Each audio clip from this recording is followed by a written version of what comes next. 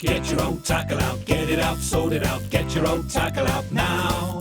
Get your old tackle out, find out what it's all about. Could be worth a fortune, wow. Rods and reels, floats and creels, Grandad would be proud. So, get your old tackle out, tell you what it's all about. Get your old tackle out now. Yeah. Hello, I'm Chris Sandford. Welcome to Get Your Old Tackle Out, the show that tells you what's hot and what's not in the world of vintage fishing tackle. This is my assistant, Oliver. Say hello, Ollie. Hello, Ollie. Every time. Actually, we've been quite busy recently. We're invited to go to the Orvis shop on Trout and About Day. That's a very busy day in Stockbridge in Hampshire. They have a market right down the street. I was tying flies in the shop and I met Ollie's family. We've got a picture of it here, haven't we, Ollie? Yeah. Look at this, look. Now, standing behind me, that's your dad, isn't it? Yeah, he's nice. To his left, that's your mum. Yeah, she's nice. And to his right, that's your sister, Daphne, isn't it? Yeah. Well, is she nice? Oh, if you like that sort of thing. Right, okay. If you're ever in Stockbridge on Trout and About Day, which is always in August, do come and see us. I shall be tying flies. I might even give you one, if you'll pardon the expression. Right, now here we go. Classic Angling Magazine. Now, if you collect vintage tackle, or if you even just have a passing interest, you really should take Classic Angling. It's not expensive, it's bi-monthly, and I think it's £35 for a year, or £59 for 2 years, which is obviously the way to go, because that works out, I think it's less than £5 a copy. It covers everything you need to know about vintage tackle in this country, in America, in Europe. Really fascinating articles, and it also has some great articles on fishing. In this edition, for example, they go to Tanzania to fish for the tiger fish. Very exciting. Actually, I must admit, I know the editor quite well, Keith Elliott. I've got a picture of him here. That's Keith with his Alligator Gar. Apparently it was a very short but very passionate affair, and I'm told that in the end he had to have her stuffed. You can tell by now I know him quite well. I met him the other day again down at a fishing match on the River Avon.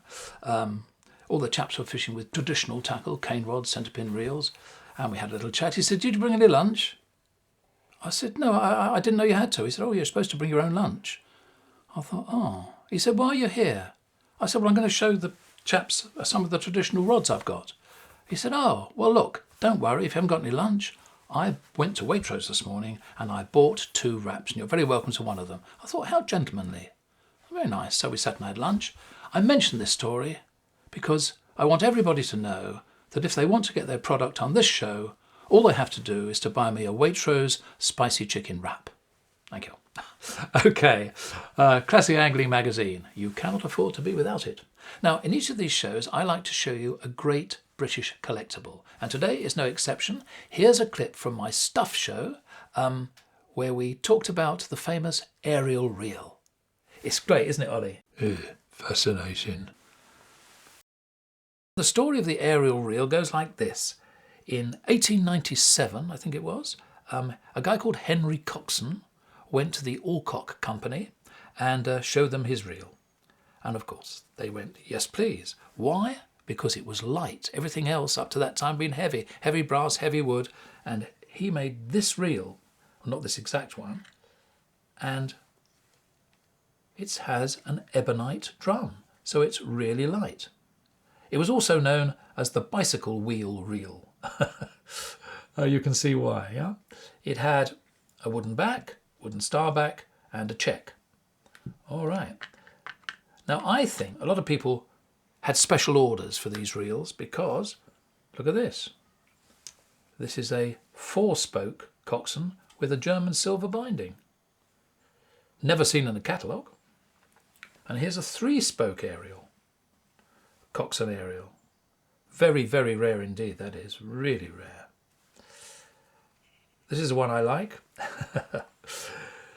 This is a big game reel with a special brake on the side. Have a listen to this.